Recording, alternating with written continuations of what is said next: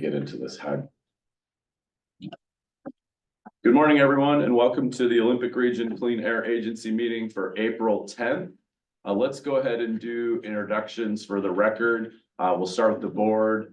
Jim Cooper from the City of Olympia. Greg Brotherton, Jefferson County. Emily Klaus, Thurston County Commissioner. Randy Nolan, Mason County Commissioner. Dave Tobin, Pacific County Commissioner. Jill Jill Borney, Grace Harbor County Commissioner. Mike French Mike French, Clallam County Commissioner. the other Mike. Mike Stedman, Lacey City Council. Okay, great. So that's our board. Jeff, would you take us through your team? Yes, good morning, everybody. My name is Jeff Johnston, Executive Director at ORCAA. And I just want to thank everyone most folks for being here in person. It's great. I know we don't do this very often, so thank you for making the trip to Olympia. I know for a number of you, that's a little ways, so thank you. So joined here in the room, Mike Schultz, Compliance Manager, Odell Hadley, Senior Air Monitoring Specialist, and Debbie Moody, Office Manager and Public Records Officer, Lynn Harding, Financial Services Manager. Upstairs running Zoom from his office is Dan Nelson, our communications manager. And I'm also very pleased to introduce Laura Crawford over there standing next. So Laura joined ORCAA this week as a financial specialist. She brings over 20 years as a financial analyst in general and a general accounting background with a mix of public and private sector involvement. Her most recent position at an engineering firm, she provided business restructuring assistance, the goal of improving financial operations. So it's been a long time coming, but we're very excited about expanding our finance department. So welcome, Laura. Welcome to We're pleased ORCAA. to be here. Thank you. Lauren Wybrew, engineer, is here with us as well. And we'll be talking a little bit about Silver Springs Organics. And our council. That's everybody. And yeah, our council. Jeff Myers from Law Lyman, Daniel Kammerer and Bogdanovich. And I want to introduce our newest associate in the back. This is Jakob Kosters, who joined us from Seattle University School of Law in November and is hard at work in the mines of Moria. and on Zoom. Yeah, Matthew, you're muted. Yeah. Of course. Matthew Sonaby from Law Lyman as well. Any chance want to do a little side public defender work? I liked how he abbreviated the firm name. Did you add a bunch of partners, Jeff? Your firm name keeps getting longer. Our firm name has always been this long. Okay. And of the named partners, one is still and has an active bar license, and the rest are retired. Oh, interesting. Okay, right on. So, Got it. Okay, anyone else that needs to be introduced? I don't believe so. Looking at the Zoom screen. And then I'd just like to take a moment and thank the staff for setting up this awesome conference room. It's a big change. We have light furniture, a huge screen that we can actually see the documents on the wall, and appreciate all of you and the folks in the background who did all the legwork to get us here. Thank you, Jeff. Great. Okay, so I'm looking for an approval of the agenda for today. So moved. A motion Second. and a second. Any amendments or discussion? All in favor, say aye. Aye. Aye. Opposed? Aye. Opposed, motion carries. Back to hybrid is odd. That's gonna take me a minute to get used to this. Okay, so then that takes us to the always awkward annual meeting. So it's the time in our cycle every 2 years where we elect a chair and vice chair. Last month, we appointed a finance committee, so we do that a little bit off cycle so we can keep going through the leadership transition. So at this point, I will first do the chair nominations and election, and then the vice chair nominations and elections. Sound good? Okay, so let me open them first, Randy, before I recognize. So Ready to go. Slam the door on you. So at this point, I'll open nominations for the role of chair of the ORCAA board. Are there any nominations? Randy. Our chair has been spectacular, even when you disagree with him and have different sides of it. He's always found a way to keep everything so evenly balanced, and I'm hoping you'd be willing to serve again. And if you are willing to serve again, I'd like to nominate you. I'm willing. I appreciate it. I would like to nominate. Thank you. Are there any other nominations? Second that? Okay. We're doing an acclamation, yeah. Are there any further nominations? Are there any further nominations? Okay, hearing none, nominations are closed. All in favor of me, Jim Cooper, remaining chair of the ORCAA board, say aye. Aye. Aye. Opposed, motion carries. Thank you all. I appreciate your confidence. That takes us to the role of vice chair, currently Mr. Brotherton to my right. And so at this point, I open nominations for the vice chair of the ORCAA board. Are there any nominations? I'll nominate Greg again. Okay. Do you- Be happy You to sticking serve. around? you're Yeah, right. yeah, no, I mean, I'll be your wingman any day, Jeff. Everybody's talking about elections and stuff. Yeah. All right. Okay, so we have one nomination for Greg Brotherton. Are there any further nominations? Are there any further nominations? Are there any further nominations? Hearing none, nominations are closed. All those in favor of electing Greg Brotherton as the vice chair for the ORCAA board, say aye. Aye. Aye. Opposed? Motion carries. Thank you. Congratulations. Thank you. Yes, no, I've enjoyed the role. Okay, we're done. Oh, sorry. Okay, that takes us to public comment. Do we have any public commenters? None that I see in the room, online. Can I, make one, Oh, sorry, you're right. To do I address the skipped- agenda, but we You're right. don't have I forgot that that was under chair report. So yeah, let me go back and ask for the finance committee report from Greg. Okay, great. So we did have a finance committee meeting today and all is well as it usually is under the excellent leadership of Jeff and Lynn. We're on budget for everything and with the Crown Cork and Seal violation of $2 million, the big proposition that was brought forward is really considering increasing the contingency reserve from 20% to 30%. And then we also looked at and that's when we discussed it and it will be brought forward at the appropriate time. We were generally in favor with some reservations. And then we looked at a draft of the 2025 budget and it looked great. There were a few minor modifications to insurance rates and assumptions, and that will come back at the next regular board meeting for the whole board to consider and then hopefully ratify by the end of the fiscal year. That's the finance committee report, unless you guys think I missed it. Any questions for Greg? Okay, we stay on the right track, which is All right. great. Okay. Now we'll move on to public comment. Didn't see any speakers. Dan, anything that we've received that we should know about? Nope. Okay, thank you. That takes us to the consent agenda. So looking for a motion to approve the consent agenda. Also moved. Second. A motion and a second. Are there any questions, comments, or polls? All those in favor say aye. Aye. Aye. Aye. Opposed, motion carries. Thank you. Okay, so that takes us to public hearing for Rule 4.1 on a gasoline facility exemption. And is that, So Mike, why don't you come on up and give your. we go up front here? Why don't you take- come around? why don't you take the chair that Yeah. Councilmember Kathy is supposed to be in right there, Mike? All right. I got a few more. That'll be better than making you all stand up to present. I like the idea of making them stand in the front. Randy thinks you all should stand up. Yeah. Well, never sit next to Debbie. Make sure I don't talk. Yeah, just flip the name down, Mike, and then pretend you're you. Yeah, there you go. Okay, thank you. Get a Sharpie, right? Okay, so yes, we're, you guys, there was a briefing, packet in your, board packet, briefing memo. This was discussed a few months back. Basically, we're requesting that, after the public hearing, you approve the, change in our rules.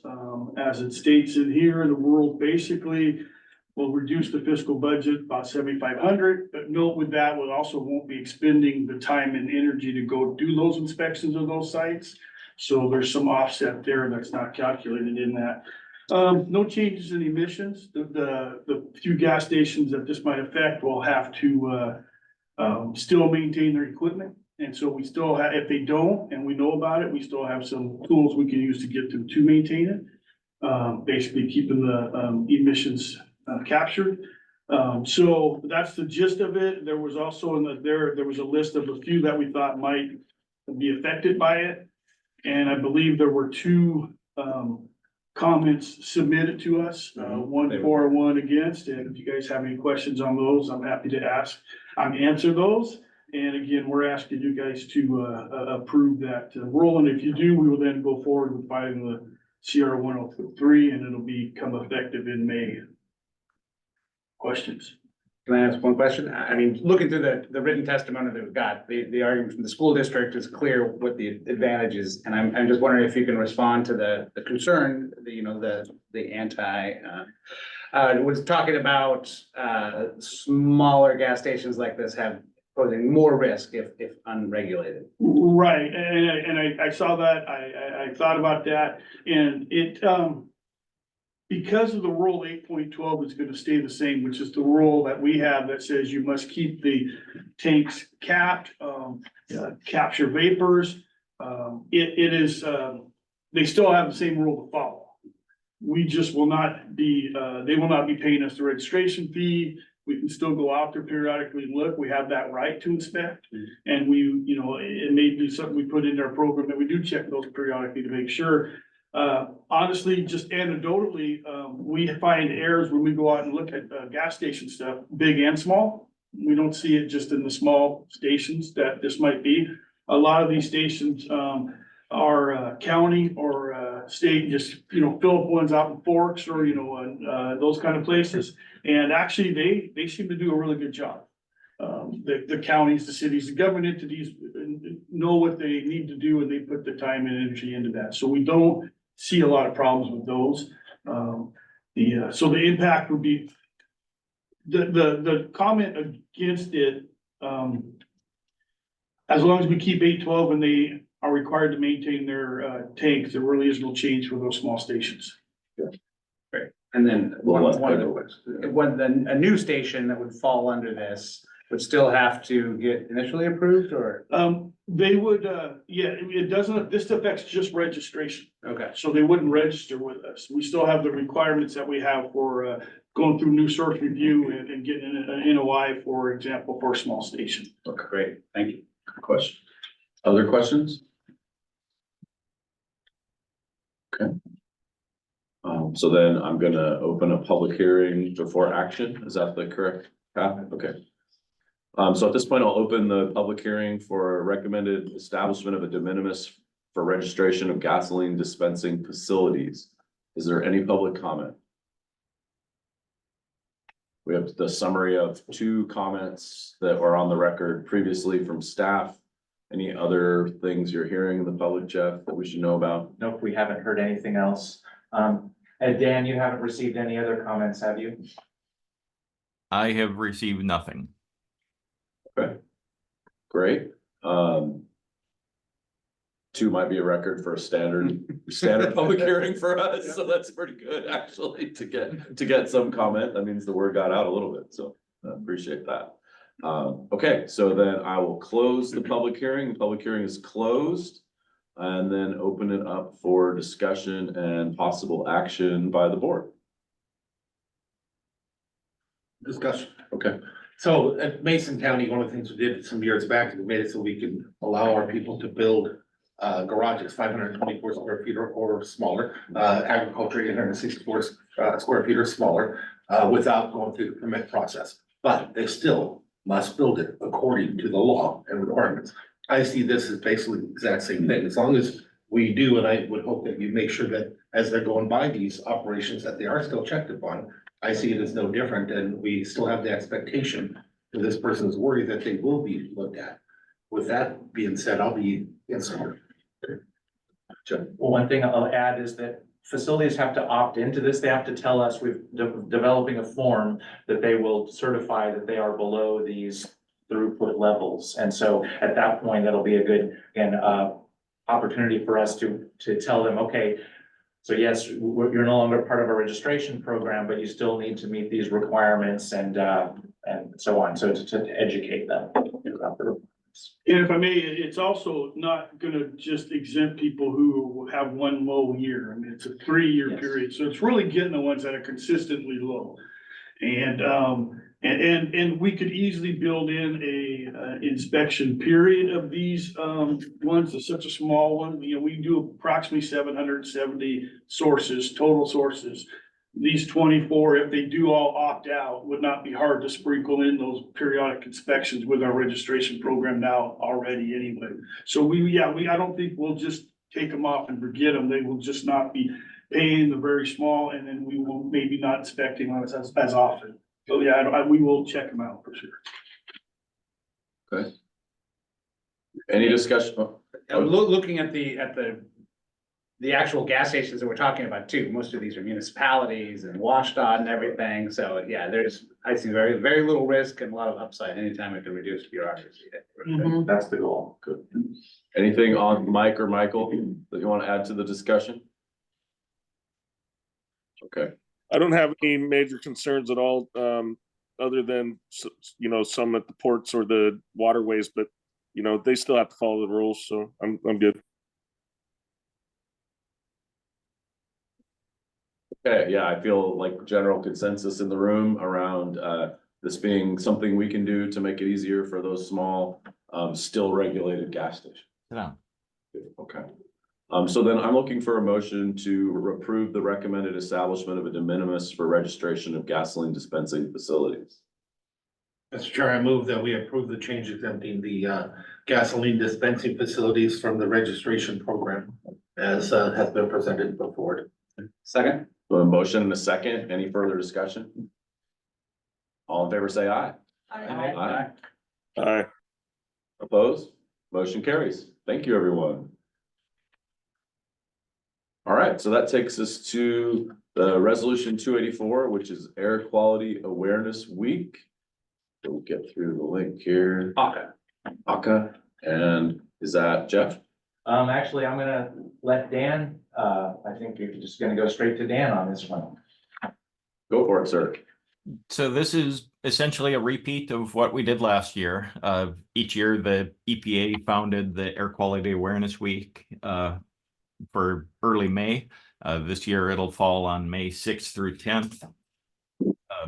We just want to piggyback and help promote and amplify the messages that week.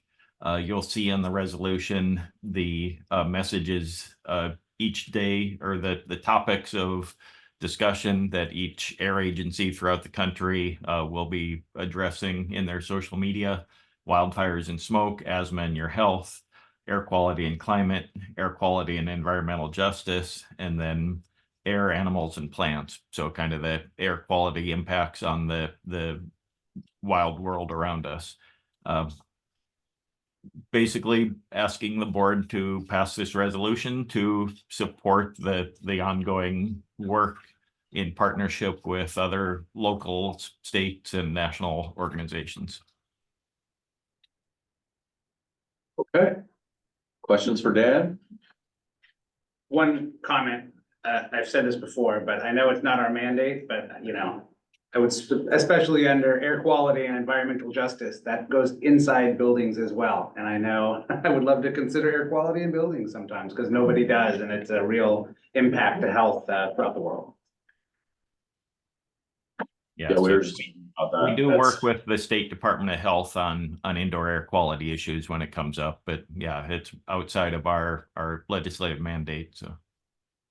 And as we work to deepen our relationships with the local health jurisdictions and supporting them, because it is the local health jurisdictions that have the authority over indoor air, but that is, again, a lot of times it's education and outreach. And so, yeah, I mean, we're certainly looking for opportunities to build those relationships and talk about the importance of indoor air in addition to ambient or outdoor air quality.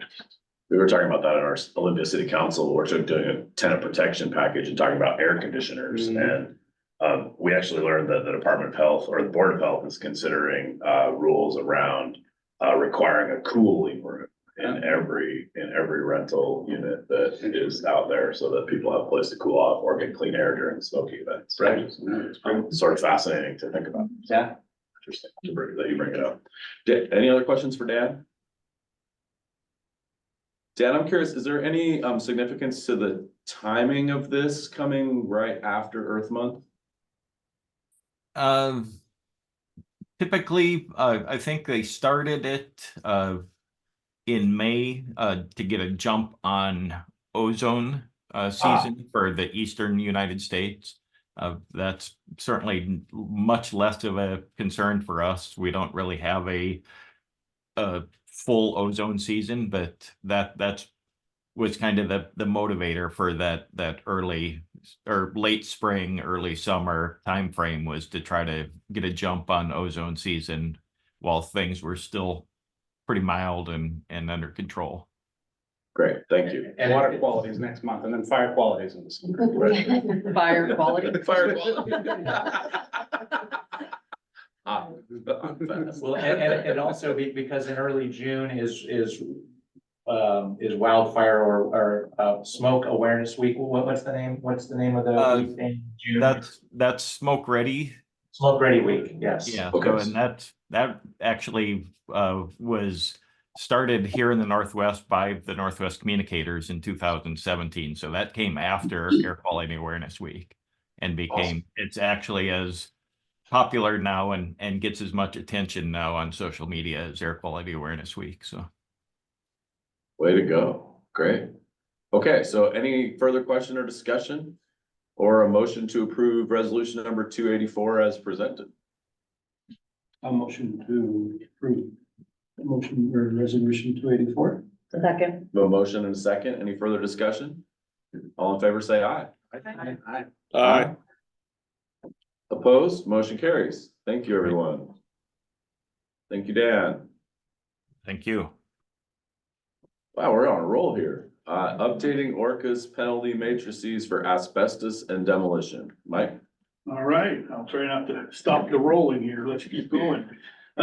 This is again, a briefing memo was in the packet. This is basically step 2 and 3 of 3 and 4 of a 6-step process that we talked about last meeting. We approved, we had you guys approve a couple penalty sheets last month. We're gonna do the asbestos and the demo and renovation one. That's a single one, demo and renovation, and then there's asbestos one. So I want to go through a few of the changes, if I may, real quick. They're in your packets, and hopefully have some questions if you guys have any, and then we'll ask you guys to approve the penalty matrices as we have, or if we have any corrections made. So with the asbestos penalty sheet, I'll go through this just like we did last month, for those who remember that.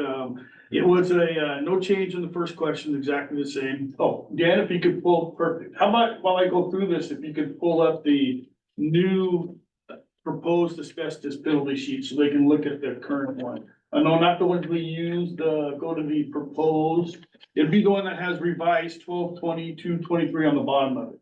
It should just be right below, yeah, there you go. Perfect. That would be the old one.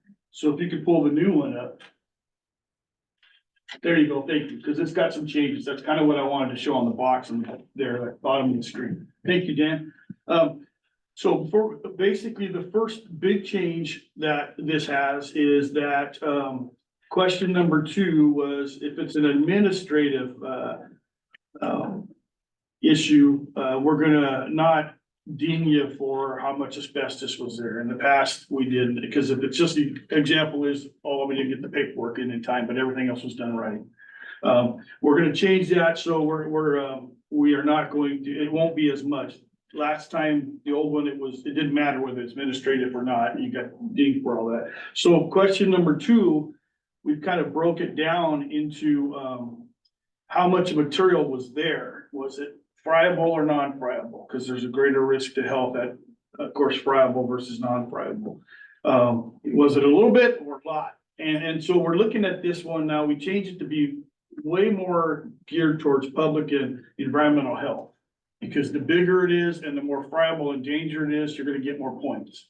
The past sheet just said, is it this type or is it that type? It didn't distinguish between a 100-foot 100-foot tile versus 4,000 feet of popcorn ceiling. So there's a huge difference in public health hazard in those two situations. So we've created this box, which is very similar to our outdoor burn penalty sheet that we did last month. And as you can see on the box, basically the more friable and the more larger it is, you're gonna get more points because there's a bigger public and environmental health hazard.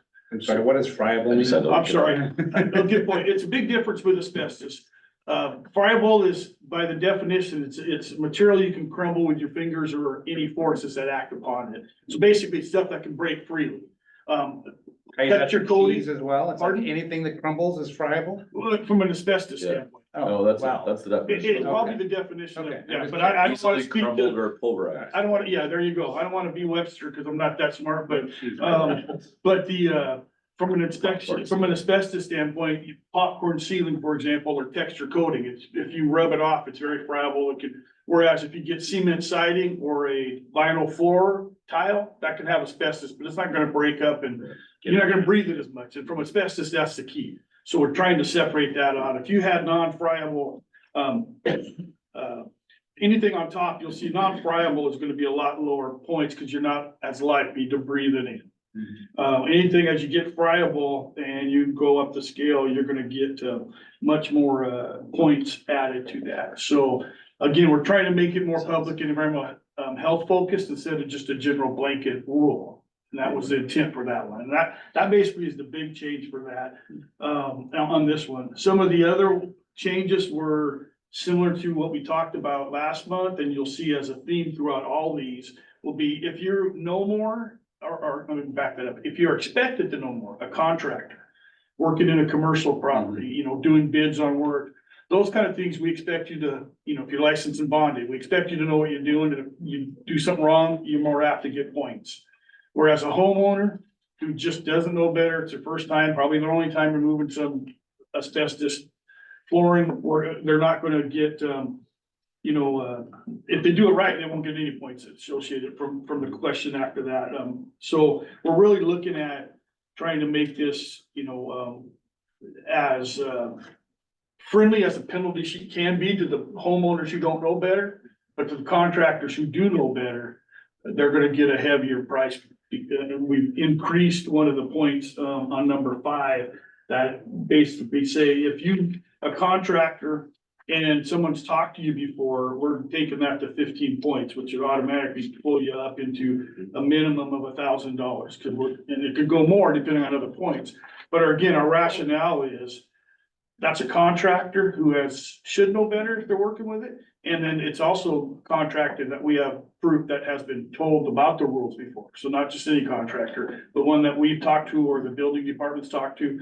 And so if they've have that knowledge and they do not follow the rules, again, we think it's a much stronger public health impact and they know better, so we've upped the penalty in that case. Question number 6 is the same that you will see on all of the point systems, and I mentioned it last month.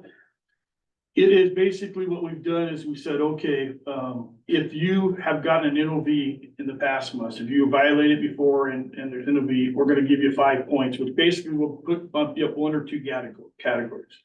The reason behind that is just, hey, you've already got 1 violation and you're doing it again. Clearly the first time it didn't affect you enough.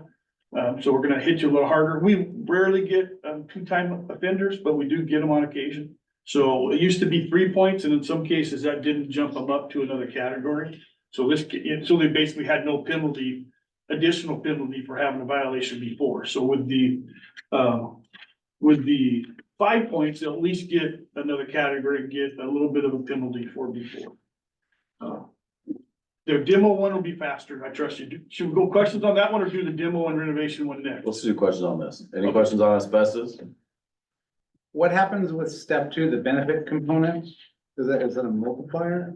It's not, I know it's not changed, but after the score, the penalty matrix, step 2, benefit component, did the violator economically benefit from the violation? Yes, no? That's an add-on. Go ahead, understand it. Yeah, I was gonna say, that's an add-on. If they, basically, so they can't do the math and say, well, I'm gonna take the violation and it'll cost me less than if I do it right. So if they avoid a survey, we have an average of surveys from the local asbestos surveyors, they'll get added that for an economic benefit. If they do it themselves and take it to the transfer station, if it's a commercial project, instead of hiring by state and federal rules, a licensed asbestos contractor, they could save, $2,000 to $10,000. We've got a rough guess or rough estimate from contractors, we would add that to it. That on the top. Yes, up to the 14,915 that we're on. Otherwise, sometimes it would just make financial sense for them to take the penalty, take the hit, so that's a common benefit. The economic benefit is all the air districts use it. We don't want people to say, hey, I've done the math, I'm just gonna cheat and cause some harm out there. So that's what that's for, and that's on all of our sheets. So that's there for like an industrial facility that decides not to put in the air quality controls when they build their line and then do it after the fact. That would already be in this. That would be in there. Okay. We could factor that. We can say, no, here's the cost, as long as we can prove that cost. We're gonna say you're gonna get hit with that cost.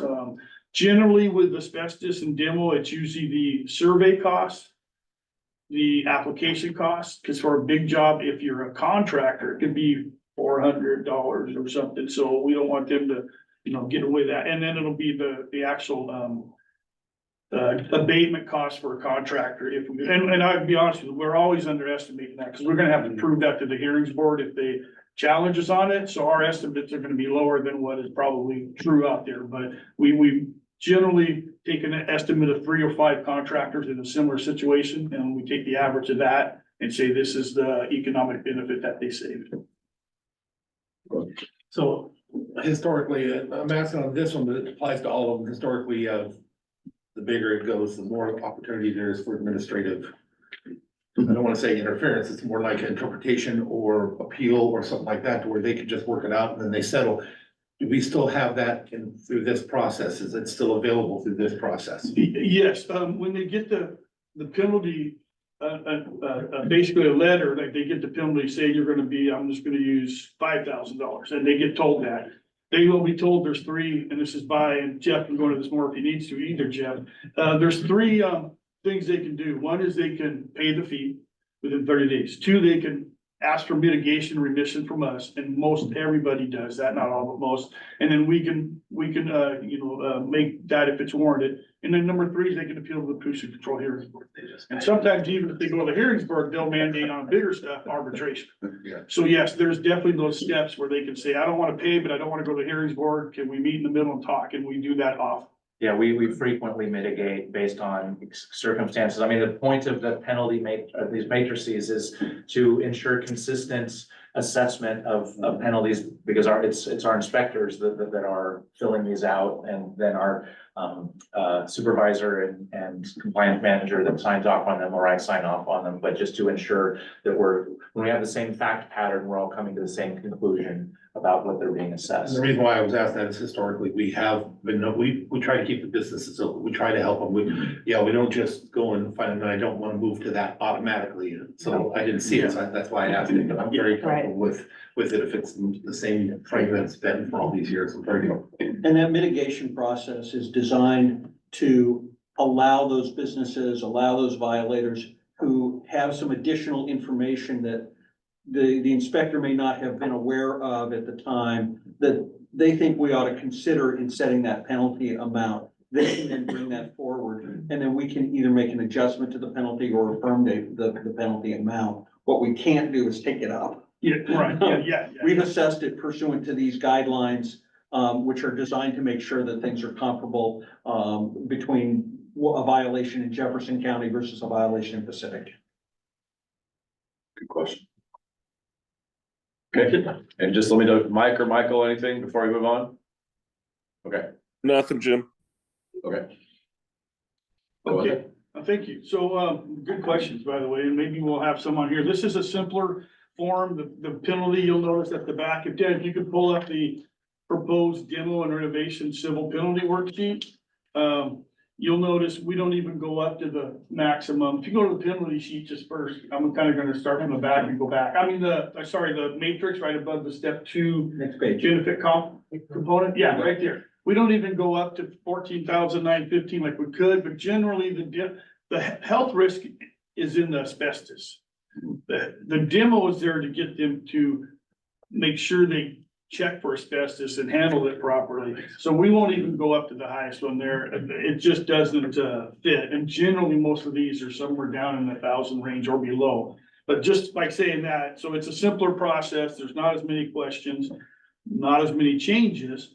We actually, as I noted in the briefing memo, number one, we actually lowered the point, which we don't always do in a lot of things, but we made it from 3 to 2 point, basically, if it's just administrative again, if they just didn't get the permit up at the right time, they would actually then make sure they fell down into the bottom row of 250 to start with. And again, they could always ask to mitigate a remission of that too. So we're because again, focusing on a health impact, that's not the health impact, it's the asbestos. So this one, we've kind of adjusted to allow the fairness and equity with everything else, but also to really look at is it, the penalty should be for repeat offenders and the health impact. And so for number 2, we actually lowered some points for different types of demolition and renovations. What we, if you're doing a single family residential by the property owner, we're not going to give you any points in that question because we figure they're not knowing. We wanted, Dan does a good job with outreach. We try to outreach and actually the counties and cities. We're trying to get them all to tell the people. They usually do. There's some that don't yet, but we're trying to, a lot of them will have it on their permits now that say if you're gonna do a demo or renovation, contact ORCAA. So we're trying to get the word out, but homeowners sometimes don't know. We go up in points if it's a commercial project where public may come and when it's a contractor again. So we're trying to adjust the impact to be more towards the people who should know or that have a greater impact to the public because it's a commercial building. In theory, it's going to have more people there. And then no change in 3 and 4 and 5 is the same as we've done in all these. We're just giving 5 points to people who have a similar violation in the past because again, they didn't learn the first time. We want to make them go higher. And I can honestly say in my 19 years, I don't think I've ever maxed out the demolition penalty matrix. They're just not, it's usually paperwork and then if they have other things with it, it would jump to the asbestos if it's an asbestos issue. So that's the changes there. Again, the theme is environmental health. The theme is if you know better, you're gonna get hit with more points. Questions on demolition? Mike, remind us the threshold for what we consider demolition. Is it a size or a square footage? Yes, there is. Good question. And that's where the difference that is the hardest thing to communicate is demolition of any structure 120 square feet or greater. So garage, house, a garden shed, if it's 120 square feet. We're trying to define that structure a little bit better. We haven't got that there, but it's just any structure. Because a lot of times building departments, we've been told they use 120 as a beginning for permits in a lot of places. So we went with that. Renovation's different. Renovation is any work within the interior of a building that doesn't make it unusable through demolishing structurally significant members, trusses, joists, load-bearing walls. So if you're doing something inside of that, it'd be a renovation, but still go on the demolition and renovation thing. That's the hardest one to communicate. You guys all through counties and cities will get people doing permits for, okay, I'm gonna remodel the inside of my house. Well, that still needs to be checked for asbestos if you're tearing down sheetrock and whatnot. And if the load-bearing wall is going down, you would need to do a demolition, and if not, it would fall under our demolition renovation. So load-bearing walls, load-bearing structures, trusses, those kind of things would be not a demo, but a renovation that we care about. Got it. Thank you. Appreciate that. Okay. Keep moving. I think I'm happy to move to approve the proposed penalty worksheets and direct staff to use these penalty matrices for asbestos and demolitions and renovations. Second. Okay, we have a motion and a second. Any further discussion? All in favor, say aye. Aye. Aye. Opposed? Motion carries. Thank you very much. Thank you. Step 4 out of 6 complete. Yes, we'll do the next 2 next month. So thank you. Yeah, so this is, as I mentioned last month, it's really helpful to have board approval of these documents, just so that you all are aware of kind of how we're assessing the penalties. So I know it's, yeah, it's a lot to go through, but appreciate your questions and your input as we work through these. And 2018 was the last time we looked at these, so it was time, again, with a lot of new inspectors, just realizing that there were some inconsistencies or some questions that were coming up that led to trying to get everyone on the same page regarding these. And I know it occurred to me, and I think Mike and I have talked a little bit about it, is the board interested in an update from us or more information on how our asbestos, kind of why are we interested in asbestos? What's the work that we do around it? And how do I mean, what are the requirements around demolition, renovation, and I mean, we've got some asbestos experts here on staff, and would there be interest? Asbestos for laymen. Asbestos for laymen. That'd be good. Yeah, why, yeah, I mean. Why can't I just steam my popcorn ceiling off? Well, there's quite a health impact there. Yeah, if anyone not think that's a good thing for the board? I think it's good. And I'll just note, if I may, we're also always asking the counties and cities would come out and talk to their building departments or environmental health planning, zoning departments for that same thing. And we do several of them. So if you could, if your departments you work with want to know that too, we're happy to go talk to them. We've got brochures, and that's the best way to get the word out. You guys, your departments see people before they come to us. They'll go to you for a demo or renovation before they come to us. So happy to go further with that. Yeah, and we've had some conversations the past couple of weeks with the city attorney from Forks about these issues, and just making sure that we're coordinating with City of Forks as much as we can. So.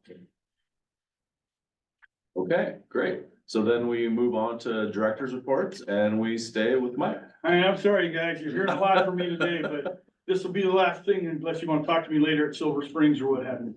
So, okay, as you know, compliance now is the engineer department and the inspection department, and there's great staff working for those, some great supervisor in the engineer department. We're trying to find that great supervisor in the inspector department. There was an okay one before, but he's not there anymore, so we're looking for a really good one. We've got some good applicants in, and hopefully by the end of April, we'll be doing some interviews, so hopefully in May, we'll come back and maybe be able to introduce you to the new inspector supervisor. We gotta give Rob Weiland some credit. He has stepped up as an inspection lead to help with the inspection stuff while I'm transitioning out of there. So some props to him. A quick report on the engineer section. They're working on two of the main things they've talked about the last month, and that's the Pacific Northwest renewables, the pellet mill in Grace Harbor and Hoquiam. We had a big public comment, a big amount of public comments, large amount of public comments that came in. I believe Lauren has done a great job with the responses. It's going through internal review now, and then we should be getting those back. So we're moving on those. A lot of interest. People are asking us a lot about when we're going to be done, and we just tell them as soon as we're done, we'll let you know, but it takes a lot of time. They're also, the engineers are continuing to work on the Weyerhaeuser continuous dry kiln in Raymond, Pacific County. That actually is out for public comment. I believe it was last week it went out, I think. So public comment on that one. Yeah, and we'll have a public hearing on May 1st on that. And so hopefully that will all. So, and then, another big one that has come up, and, we'll have a public comment also when we get to that point. Again, Jill's area is booming, I guess, because it's HEP down at the port. The meal storage transfer facility. They've got a really big facility, there already, and they're kind of going a couple terminals down and making almost a copycat of that terminal one. And so we will be going to public comment on that one soon, but, those are the big things the engineers are working on, along with all the smaller NSRs that come in, the gas station things we talked about, paint booths. So they're staying busy, but a couple of those big ones are gonna be soon done, which would be nice. I'm sure they would like that. Sounds like new jobs. Yeah. Yes. It's cool. So, and then I failed to mention that, of course, you got an engineer packet that, we can go over any questions you have on that and because I want to also jump into some Silver Springs organic background and history, because you guys, for those going out there, I don't want to really go, use my knowledge, what you might want to know on that. So if there's anything you want on those packets for inspections completed, NOVs or anything, let me know, or the industrial or commercial air permits, I can answer those questions. But without that, I'm gonna go into the Silver Springs history a little bit, and then if anything comes up on those packets, feel free, I can answer those questions. So with Silver Springs, so I'm gonna jump right into that one. Hopefully you guys are all going out there. It's a neat facility. I've been involved with them almost since the beginning. I've been out there many times for inspections.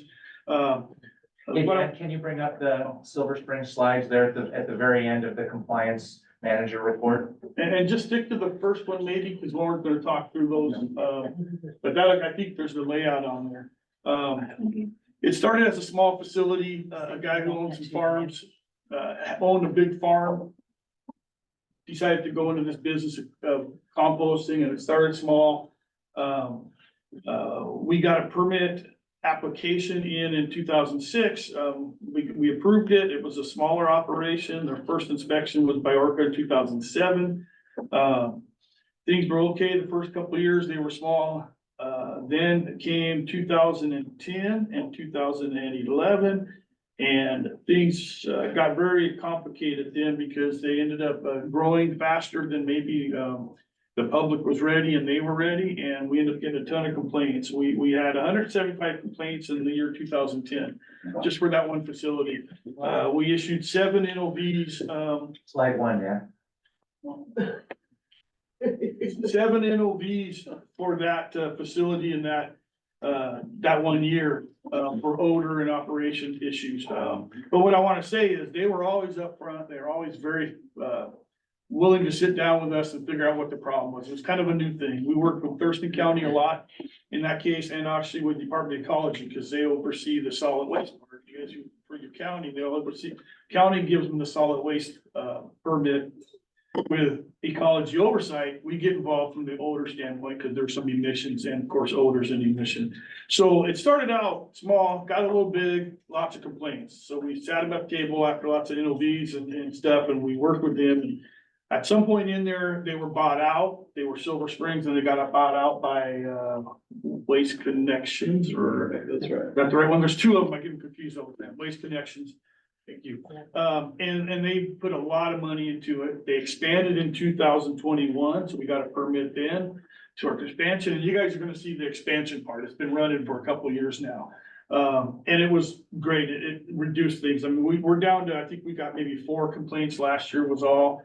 We haven't issued a violation since 2020, I think, so 4 years without a violation. And I think, I'm sorry, the complaints are typically odor? Yeah, I'm sorry, complaints are always odor.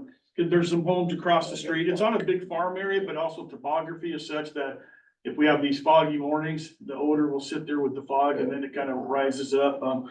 But they're other than the homes across the street, they've got a huge setback, but there's a couple developments I think it's to the west and south, and that odor will travel a long way. And those people who live further away, we verified the odors back in 10 and 11, and they were there, and that prompted the violation notices. But yeah, even though I guess I'm bringing that up because they had some rough times growing. They grew faster than they were kind of ready for. And once the farmer who started it got some influx of backing from people with knowledge and money to expand, they've really come a long way to make it better. And that's a good way to say where we can work with people, to work with businesses. As Randy says, we're not trying to put them out, we're working with them. They came up with some solutions. They got new permits, and now they've expanded even further than that. And they're letting us come out there and look and tour. They're really good to work with even through the violations. So that's, probably the last couple things I'll say on there. You're gonna hear the word feedstock probably when you're out there a lot. And feedstock is basically what people bring into the facility.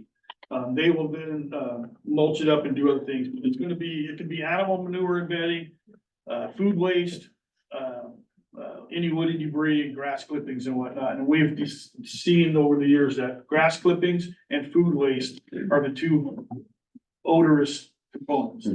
And, that's, you know, they cut back their food waste, quite a bit. They used to take City of Olympia's, I don't know if they do anymore. They used to take other cities' food waste and, it's very hard to handle and control the odors. Thurston County's organics go to Brady Trucking in Mason County now. They Yeah. don't go there. They just changed because they got bought out by Republic. And so, yeah, they have changed that. And I don't know how that's gonna change the dynamic here. Silver Springs, to tell you, when we've worked with them, at least up until the last couple of years, they've had one, contractor. Everything they brought in and made, they sold to one contractor. So as much as they can make, they can give. So for them, it was a really good issue. They actually started, part of the things with the, speaking of Thurston County, where they help with the odors, they started bulking and mixing stuff at Thurston County landfill before bringing it out to the facility instead of mixing it there. And so that brought in stuff that would help absorb the water and absorb some of the odor and before they haul out. And that was just one of those things that they just, you know, worked with us to figure out how do we find solutions. There's a couple other big, for us, big, composters around, Brady Trucking, North Mason Fiber up in Mason County. They work with us all well. This is the biggest one that we regulate. Then there's a bunch of little ones that are package systems that prisons have and wastewater plants for, municipalities use. But this is by far the biggest one that we have. They're allowed 500 tons of feedstock a day. So I mean, that's quite a bit a day. They can go 120,000 tons per 12-month consecutive. So they can bring in a whole lot, and they've been close to it. I don't know if they've ever hit that 120,000. They've hit 500 tons in a day. But yeah, they're bringing it from all over. And so that's the quantity, and that's why they had to expand, and that's what you'll see out there is that, probably that quantity.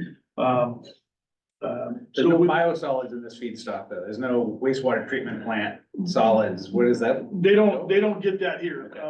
They're not allowed to do that. To take that kind of stuff, they gotta get some more approvals from Department of Health and Ecology and stuff, so they don't. They can do animal manure, but they can't do biosolids at this point.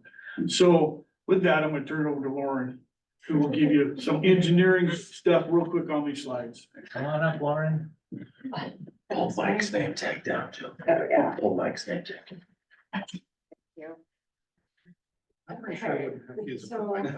No, but they show up. Okay, so just a quick overview, give you guys some background, before we get out there, so. Mike, as, he mentioned feedstock, word for stuff they accept. Their solid waste permit through Thurston County, allows Silver Springs to compost type 1, type 2, and type 3 feedstock, which is just fancy classifications, basically saying that they're allowed to accept and compost yard debris, wood waste, and food waste. Some places are not allowed to accept food waste, but these guys can. Want to go ahead to the next slide, Dan? So they do most of their composting through aerated mass bed systems. You can kind of divide their operations and the process of when it comes through the door to when the final product leaves into stage 1 and stage 2. They might use that terminology when you're out there.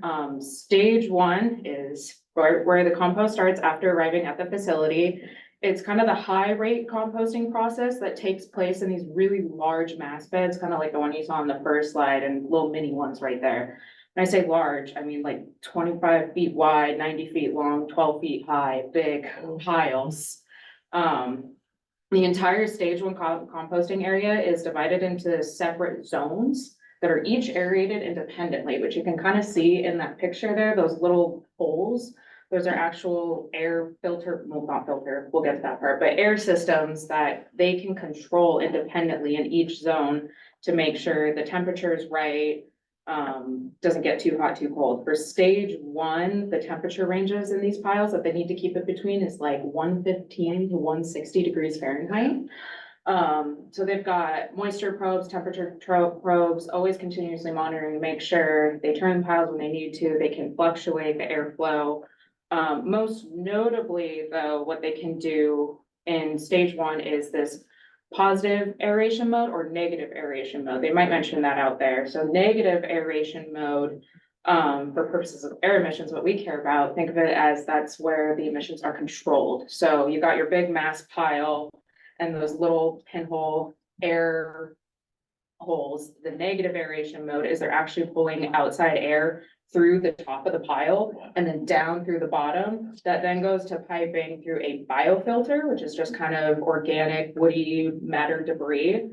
Send it through that biofilter because that will scrub out the odors, which is drastically, as he mentioned, decrease the odor complaints we've gotten from that facility. So it used to be that stage one was about 45% of the time in that negative aeration mode where it was going to that biofilter by pulling the outside air down into the piles. Now, the recent permitting, that number is required to be closer to like 75%.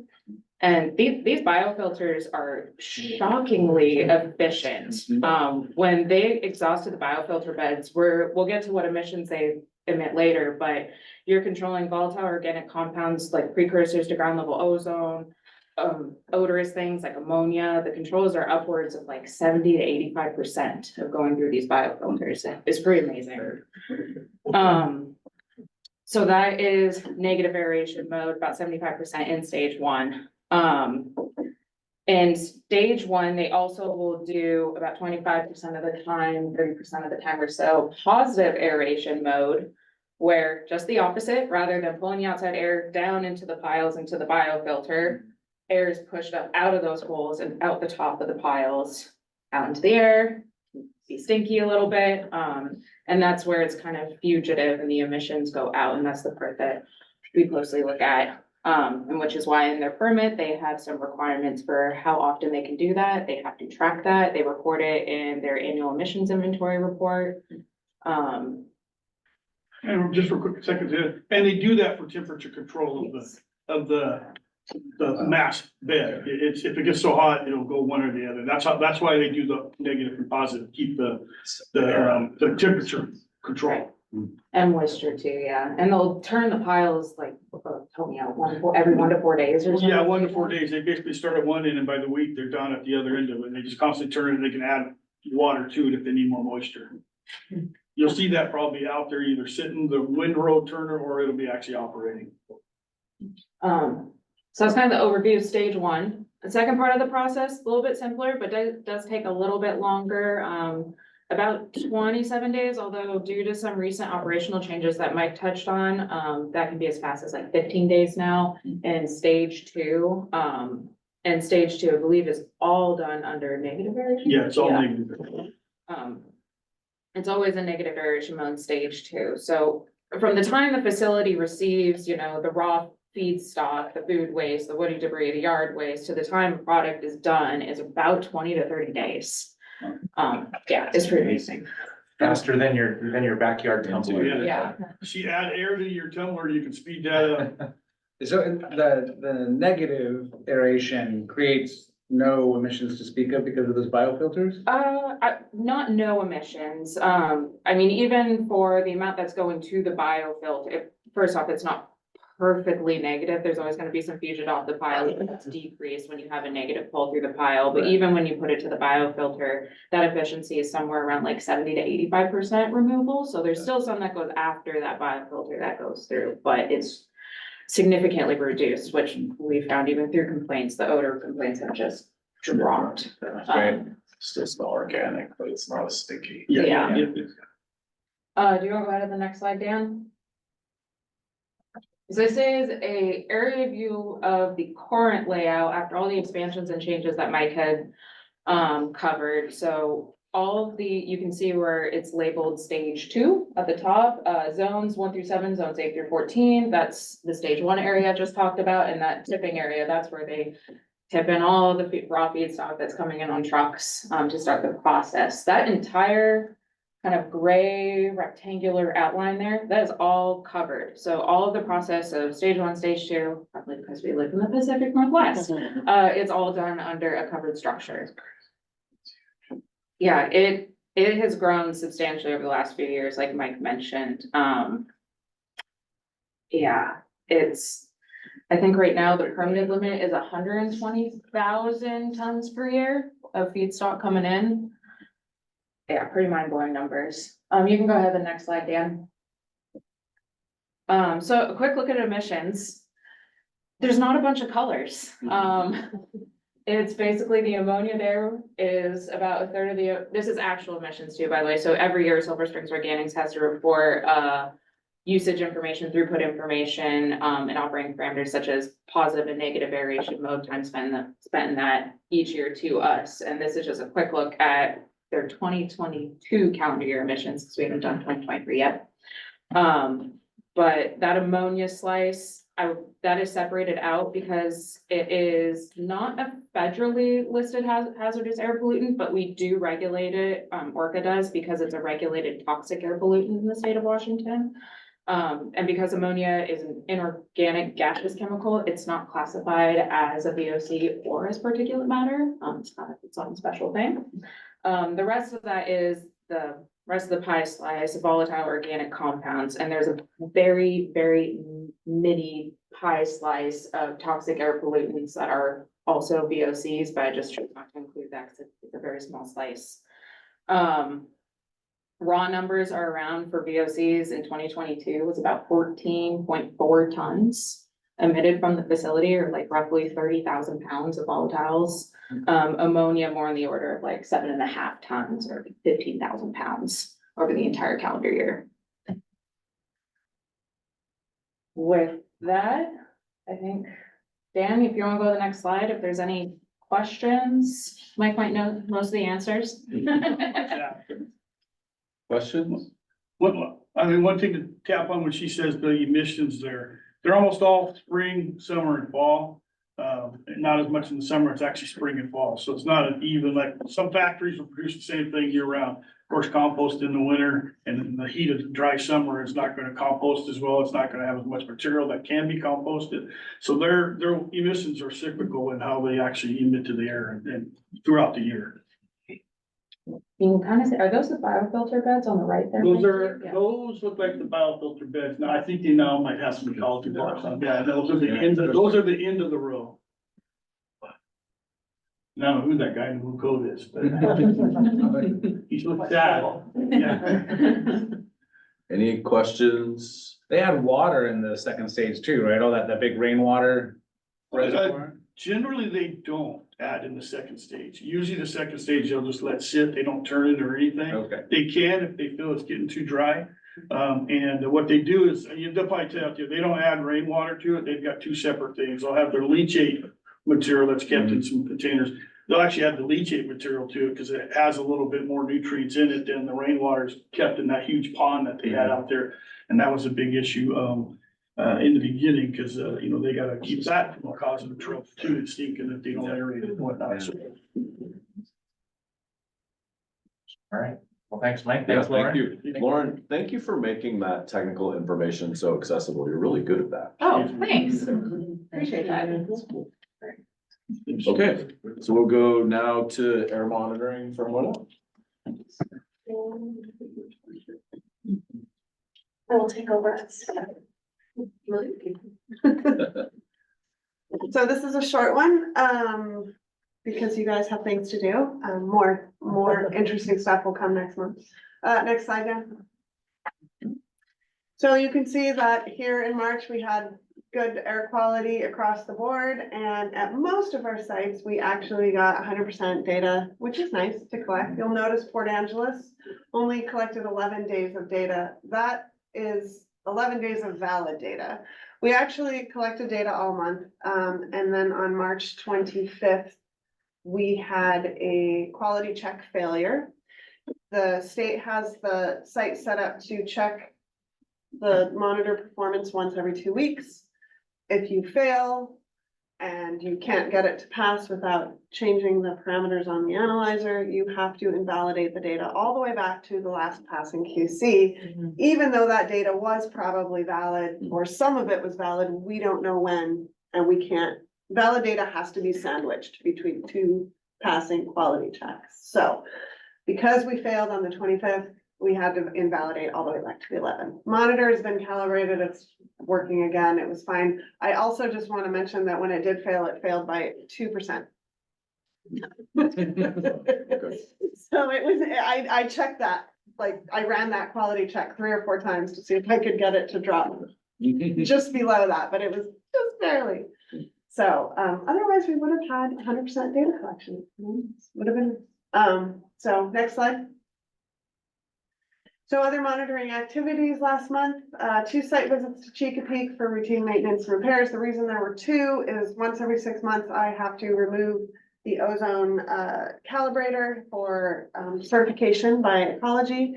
And to keep the ozone data certified and valid, I have to run a check every 2 weeks. So I have to get that down to ecology, get it certified and back up to Chesapeake within 2 weeks. So that's why I will have 2 visits on those months that I do that.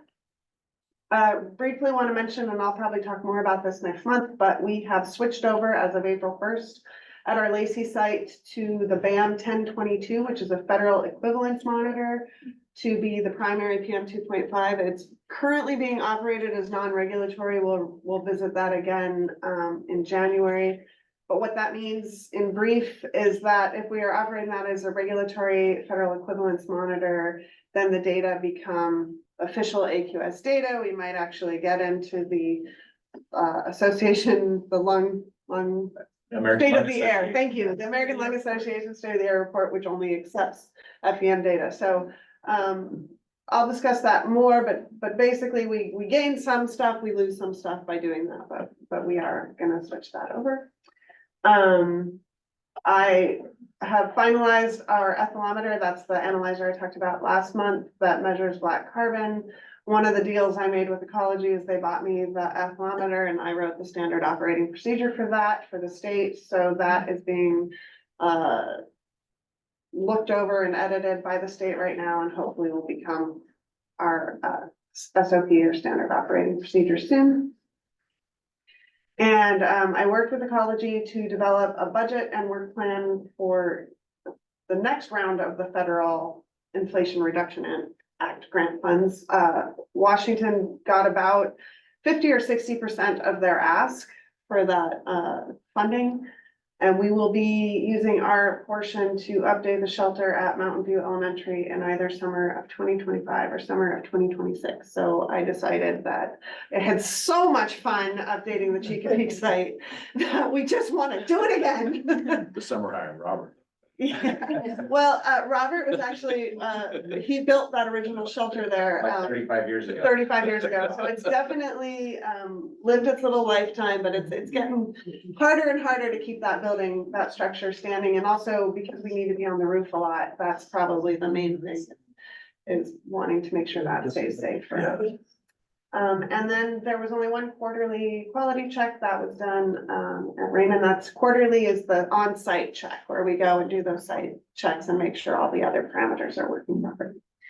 So that is pretty much all I have for this month. Nothing too spectacular to report, but hopefully next month will be a little more interesting. Any questions for Odell?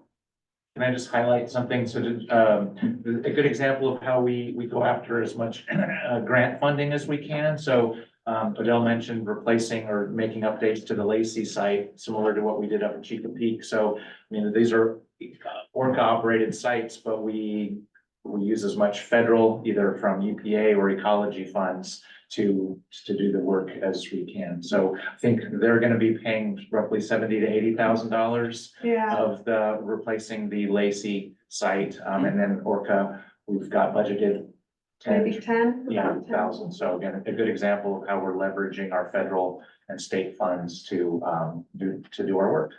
Will there be more of a prefab container situation than like what you did at Chesapeake? Okay, right, very cool. Okay. Any other questions? Okay, thank you, Odell. Dan, comms. I unmute myself.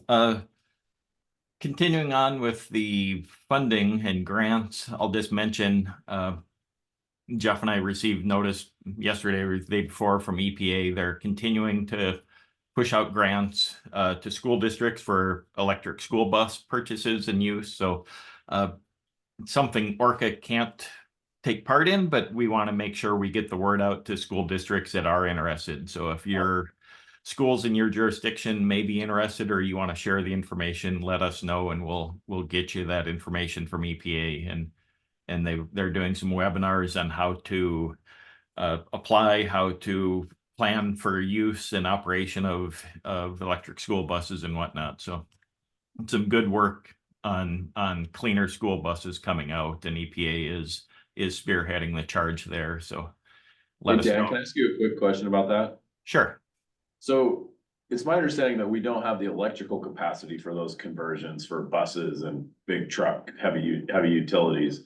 Is the EPA working with the school districts on grid capacity for that conversation, or just sticking them with buses that they won't be able to charge? I believe there's grants available as well for the back end infrastructure for charging at the bus barns and whatnot. So Okay.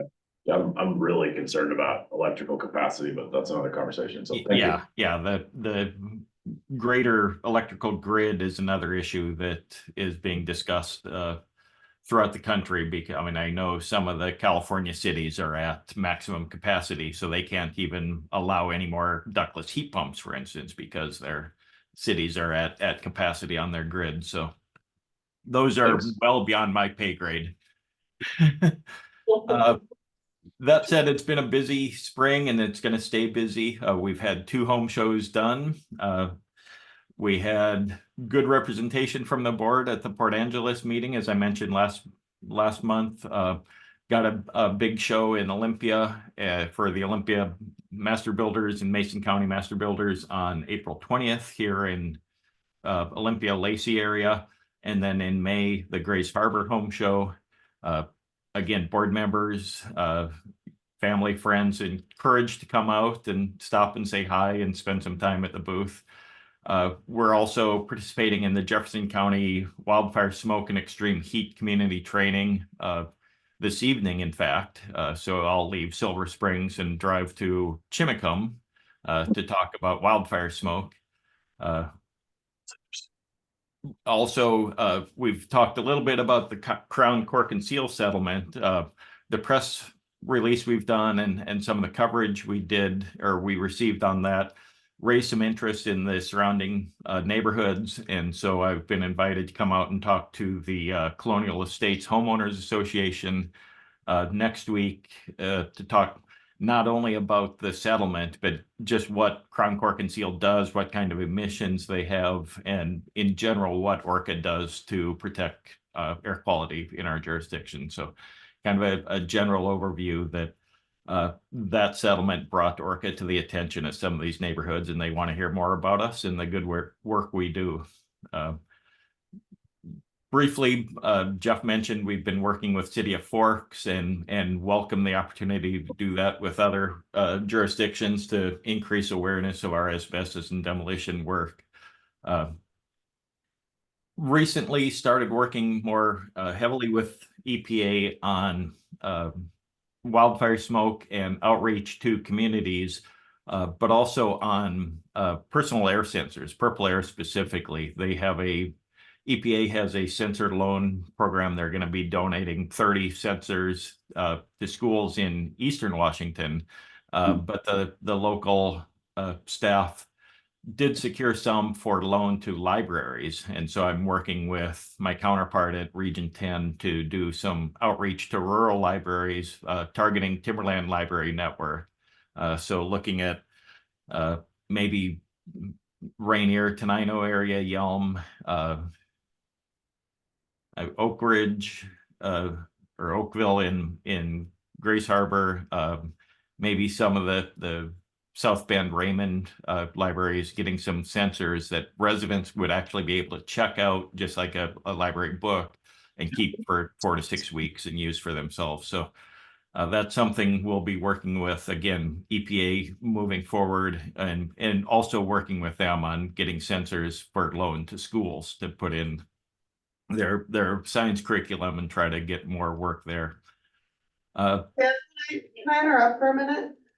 Board members, if you want to see one in action, there is a purple air sensor mounted to our wall right outside this door. If you walk out, turn right and look up. So that's all. Go ahead. So yeah, enjoy that little purple air while you have lunch this afternoon.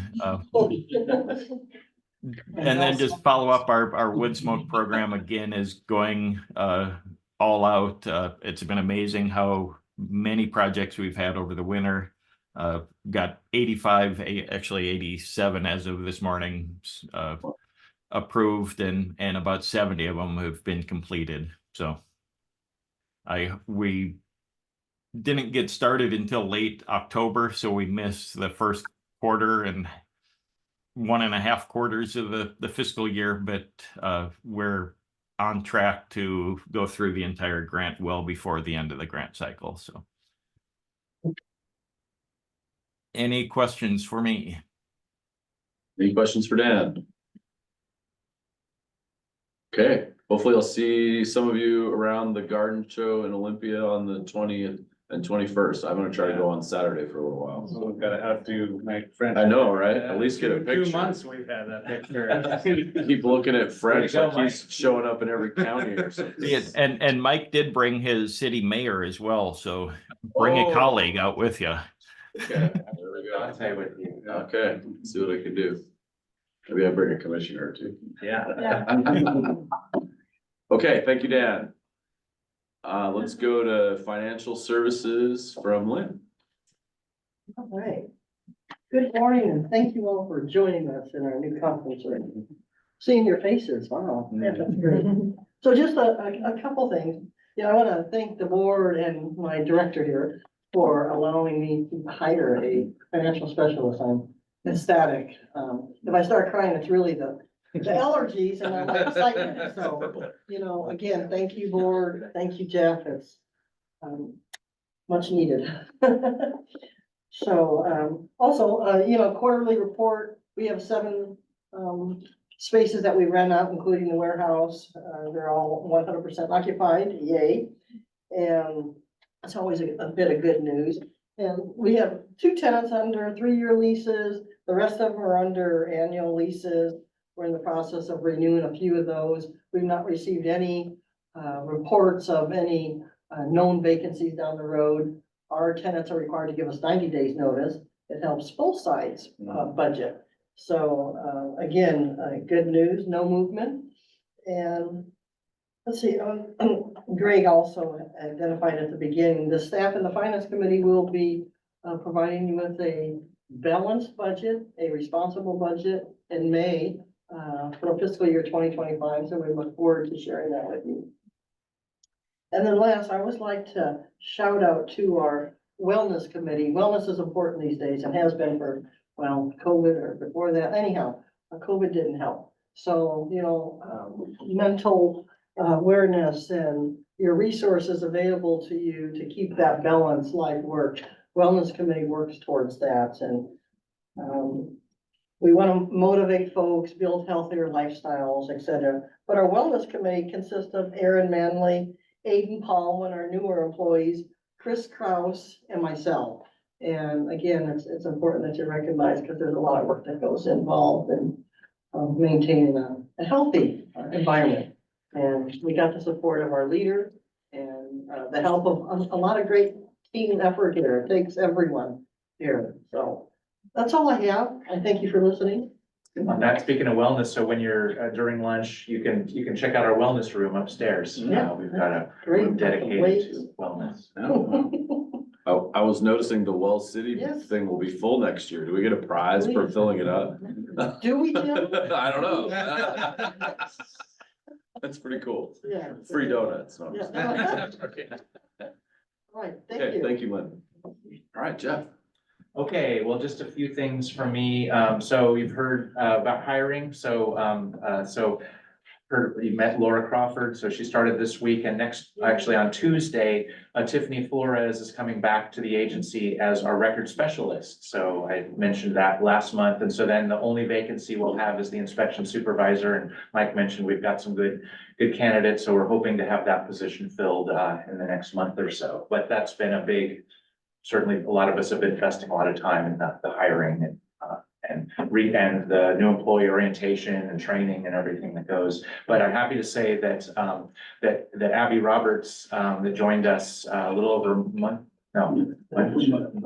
ago, but so she's very quickly come up to speed and is working closely with Lauren on emissions inventory. She's jumping into what we call first contact. So she's been a great addition to the team. So, next thing I wanted to mention is just zoning. I know you all deal with zoning a lot in your conversations with city council, with the cities and with the counties. Zoning is also important to ORCAA because a lot of our complaints come due to incompatible uses. And so just wanted to mention that in terms of, as you are in your conversations about zoning, just think about ORCAA. And we try to pay attention to what's, when we find out about, say, comp plan updates or other things, we try to kind of follow along. But of course, we don't have the capacity to track everything that's going on in all 6 counties and all the municipalities. But keep us in mind if you're recognizing that, hey, this is an issue that's come up with the county commissions or city council about a zoning issue that, well, I wonder what ORCAA would think, or how might this impact air quality? Please let us know. We're happy to meet with your planning commissions or others to help kind of raise the profile of this issue. But it is important. I mean, Mike talked about how, well, Silver Springs, when they were first in business, was close to some residences. When cannabis was first legalized a number of years ago, there were a lot of issues with odor complaints around cannabis. And so anyway, just wanted to mention that, highlight it to, so you're aware. We'll have to do climate change elements in our comp plans this Yeah, time exactly, too, so yes. there's a lot of nexus. Yes, and so, yeah, we're kind of tracking that, so happy to jump in if there's a way that we can help on that too, so.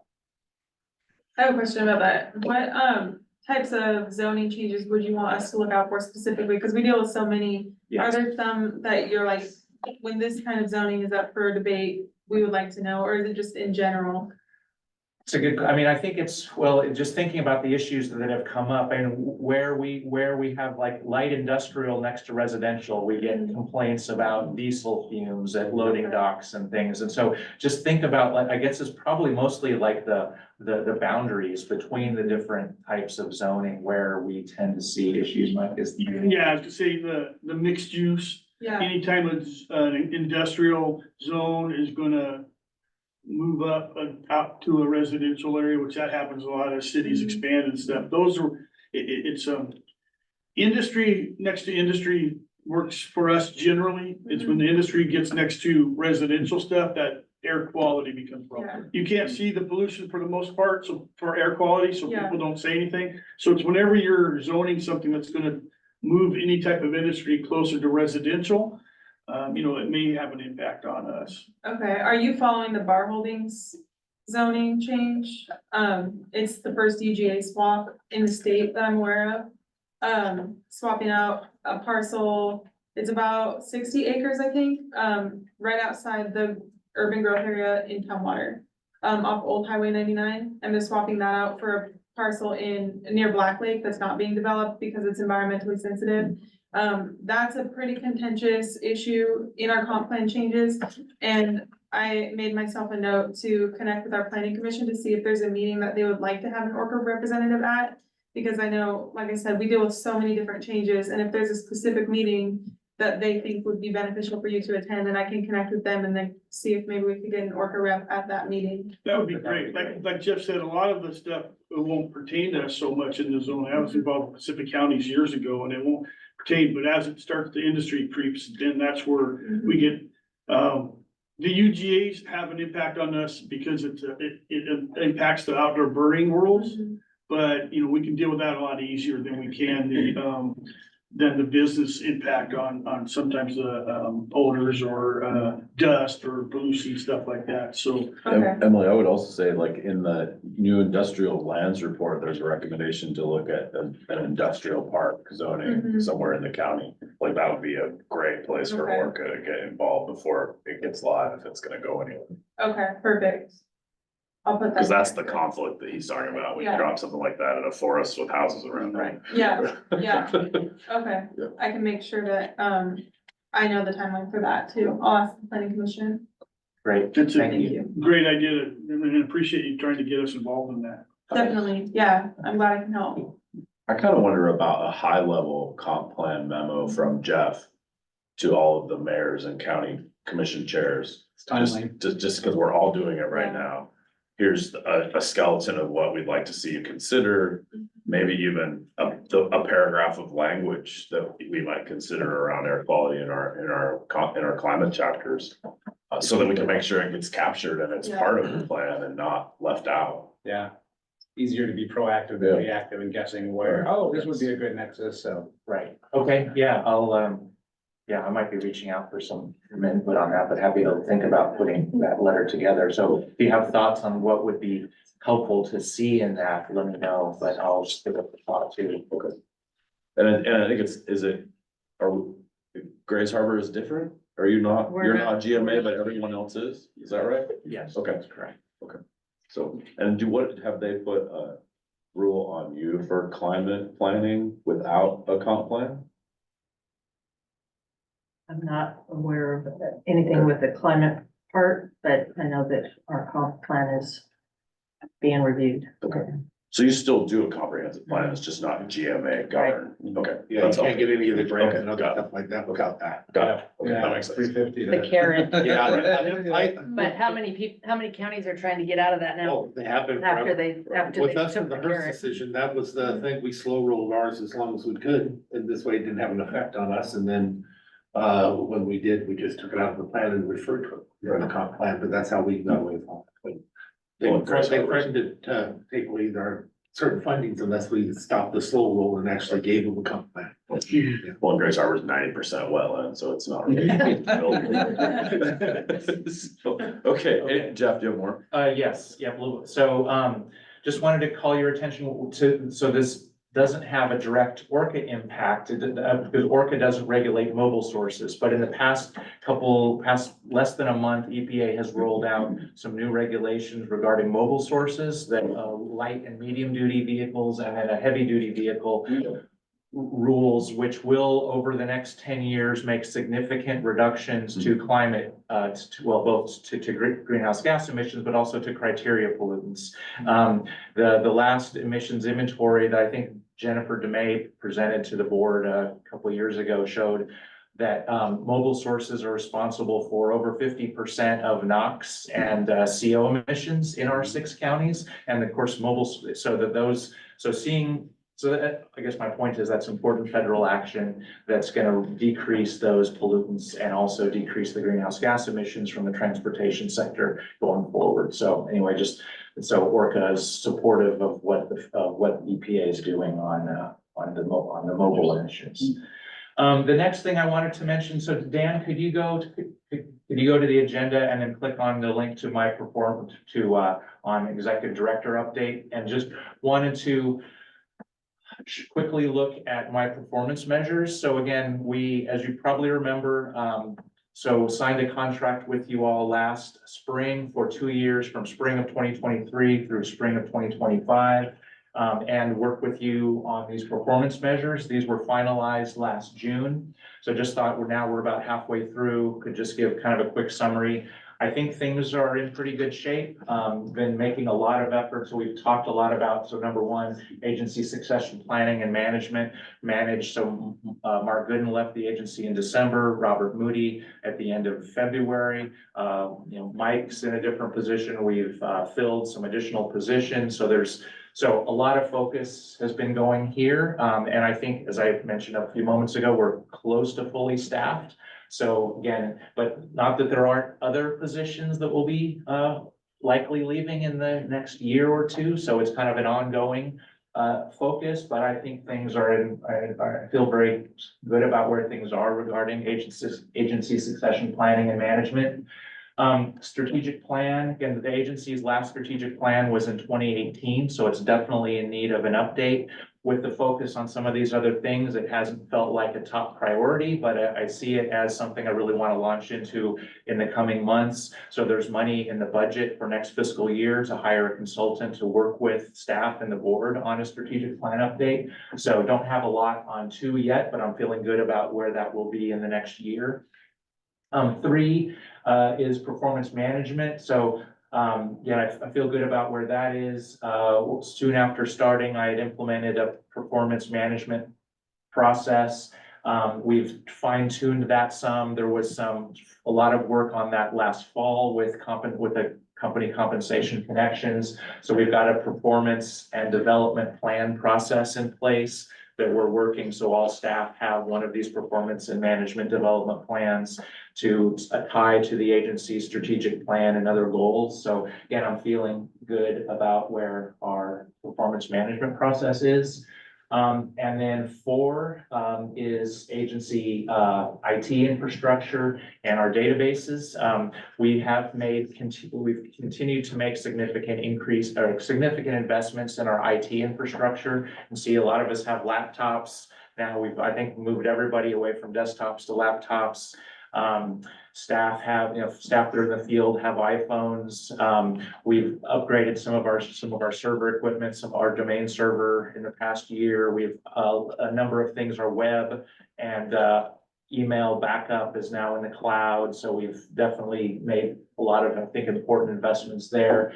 And hopefully in the coming months, again, we really need to get going on updating the agency's database. And so again, once we get clear with some of the hiring and some of the other things, and once we've got a record specialist, you get some of Debbie's time to work on a database, a new database. So in summary, I'm feeling pretty good about where the performance measures are halfway through, but I just wanted to give you kind of a check-in and see if there are any questions about what I've said. Questions for Jeff? Great work. Yeah, Jeff and I talked about this a little bit in our check-in, and I think we're still in the right place with what the measurements are. I'm really happy that when he started, within 90 days, we set these performance measures and have kept up with them after one evaluation with some modification. And I just, to me, it's been a really great example of how all of us should be working at home with new managers and new directors, like set some performance measures that are different from the job description right away. And then you have something real to talk about as you move ahead, and with performance that's not, you run a whole organization, we're gonna measure you on every finite detail that's in the job description. So, and then in addition, Jeff and I talked about, so next month we'll have an executive session at the close of the meeting. Let me think about that. We're gonna adopt the budget next month? No, It'll we'll be adopt the June. budget in Okay, June. but prior to adopting the budget, to talk about whether Jeff will receive the same CPI as the staff or something different. And so we'll do that in executive session, and then we'll have to, take any action out in a formal meeting, or through the budget process at that time. So just wanted to tee that up as well. And then by contract, we will measure Jeff's performance again more formally at the start of next year. Any questions, comments? Thank you, sir. Okay, absolutely. Well, thank you. So that's it for my updates, unless there are any questions. At some point, I can talk a little bit about logistics for lunch, but. Okay.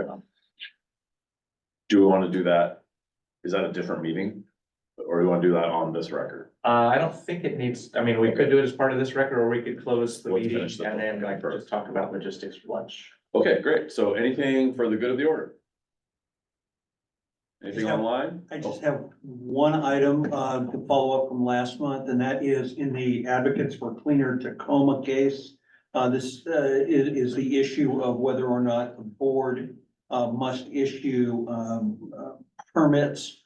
The Advocates for Cleaner Tacoma did file a petition on the deadline to the Supreme Court, so that issue is still alive. And there hasn't been a response to that yet, and it's probably gonna be 2 or 3 months before the Supreme Court decides whether or not to take that issue. There was also a petition for review filed by the Puyallup tribe, which only raised the issues on the technical permitting of the Tacoma natural gas facility. So they did not, the Puyallups did not appeal the issue about permitting for the board. So they sort of took 2 swipes at getting review from the Supreme Court, but it's only that one that is of interest to the other air agencies. I don't think that we're gonna file a response, but that hasn't been 100% decided yet. We're an amicus on behalf of Puget Sound Clean Air in that case. So let us know if we can go watch the Supremes. Thank you to the Diana, team for stepping up to do it again. Appreciate you. Thanks, Brent, appreciate that. It's easy for me to sit on the sidelines. You're never on the side. Yeah. Okay, anything else for the good of the order? Online? In the room? I'll just say thanks for your understanding, everybody. It was good to see Lynn. I used to see Lynn all the time because I was on the board for West Park Owners Association. I know Jeff and his whole firm pretty much, more or less. And other than that, I appreciate your understanding and great meeting. Thank you, Michael. One other thing. It's also my 54th birthday today. So happy birthday. Happy birthday. That's what you should have said about why you weren't here. Who's gonna sing? Yeah, no one's gonna say. You know, we all have birthdays and we all have to, get our work done before we can go play, right? That's right. Yeah, appreciate you guys. Thank you. No executive sessions today? Okay, then we are adjourned. Thank you very much, everyone. All right. So again, thank you for coming.